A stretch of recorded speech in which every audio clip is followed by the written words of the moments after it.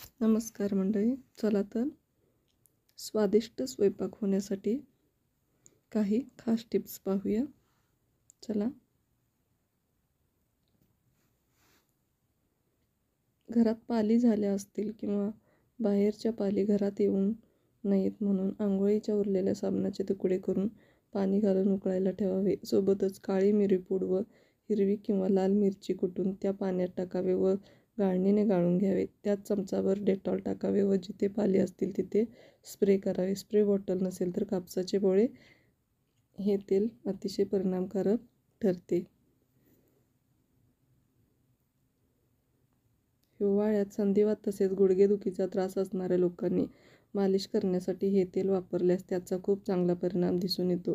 हे तेल बनवण्यासाठी मोहरीचे तेल वापरावे, नसेल तर खोबरेल तेलसुद्धा चालेल. त्यात लसूण ठेचून घालावा.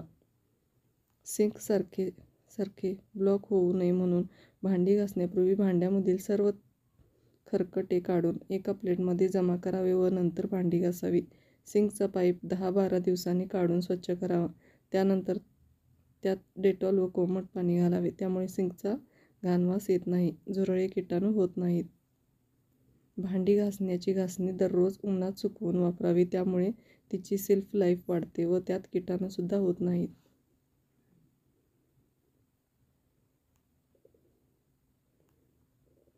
टाचांना भेगा पडल्या असतील तर खोबरेल तेल गरम करण्यास ठेवावे.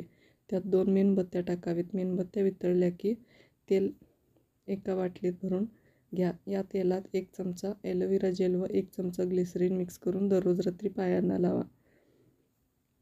हे तेल लावून झोपल्यास 8 दिवसात भेगा भरून येतील.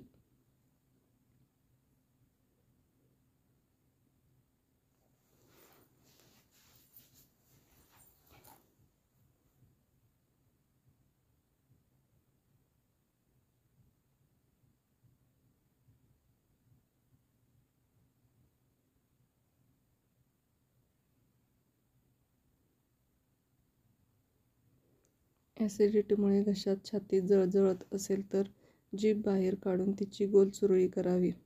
बाजूच्या दोन्ही कडा एकत्र केल्या की ही सुरळी तयार होते. आता या सुरळीने जमेल तेवढी हवा आत ओढावी व नाकाने सोडावी. त्यामुळे जळजळ थांबते व लिव्हर थंड होण्यास मदत होते. तसेच जेवण झाल्यावर वज्रासनात बसावे. घरच्या घरीच रूम फ्रेशनर बनवण्यासाठी एका प्लास्टिकचा पातळ डबा घेऊन त्याच्या झाकणाला उदबत्तीच्या सहाय्याने छिद्र पाडून घ्या. आईस्क्रीमचा छोटा डबा चालेल.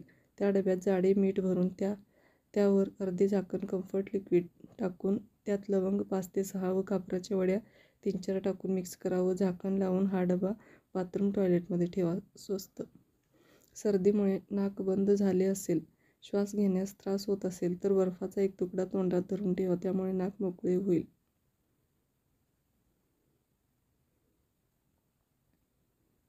घसा बसला असेल तर 1 ग्लास पाण्यात चमचाभर मध मिसळून गुळण्या करा.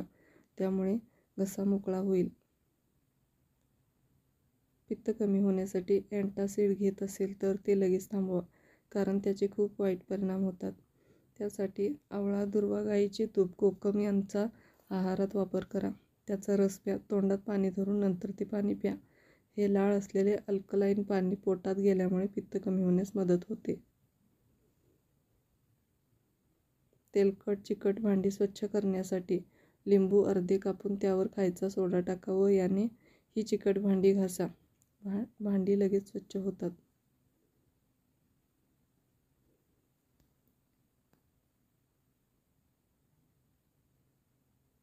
शरीर अगदीच कडके असेल, चेहऱ्यावर तेज नसेल, आराम वाटत नसेल तर कुठल्याही गोष्टीत उत्साह वाटत नसेल तर दुधासोबत अंजीर खा. यामुळे अशक्तपणा निघून जातो व स्फूर्ती येते.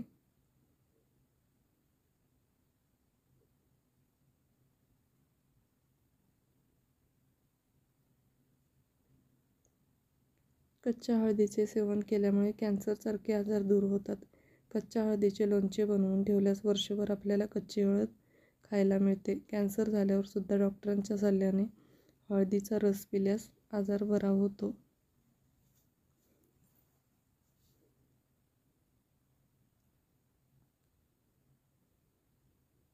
भिंतीवर डाग पडले असतील तर बेकिंग सोडा व पाणी मिक्स करून या पाण्याने भिंती हलक्या हाताने साफ केल्यास डाग निघून जातात. यासाठी थोडी घट्टसर पेस्ट तयार करावी.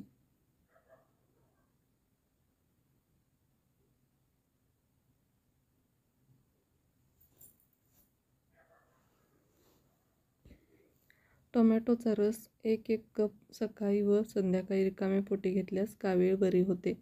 पाण्यात मिक्स करून हा रस घेऊ शकता.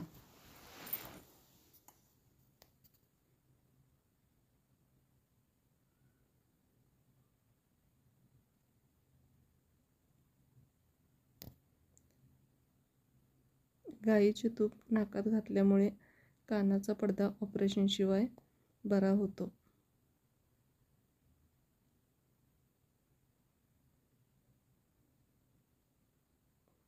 चॉकलेट खाल्ल्याने घशातील खवखव बंद होते. चॉकलेट चांगल्या प्रतीचे असावे.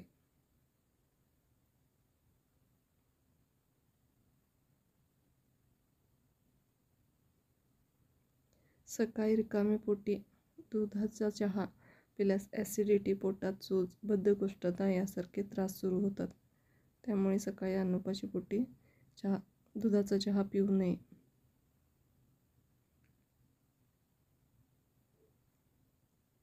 काळे मीठ आहारात वापरल्यास थायरॉईड ग्रंथी निरोगी राहतात. त्याचप्रमाणे काळी मिरी सुद्धा घशाच्या आजारात चांगले परिणाम देतात.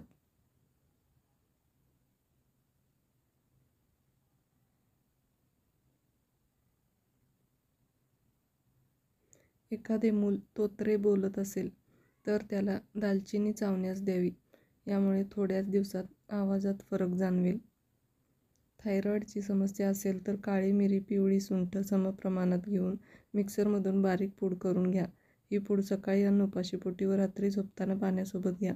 यामुळे 2 महिन्यातच थायरॉईडची गोळी पूर्णपणे बंद होते. हा उपाय मी स्वतः केला आहे. अतिशय परिणामकारक आहे. नक्कीच ट्राय करा. तांदळाच्या पिठात दूध मिसळून चेहऱ्यावर मालिश केल्यास चेहऱ्यावरील डेड स्किन निघून त्वचेचा रंग सुधारतो. तांदळाचे पीठ अतिशय चांगले स्क्रबर म्हणून काम करते.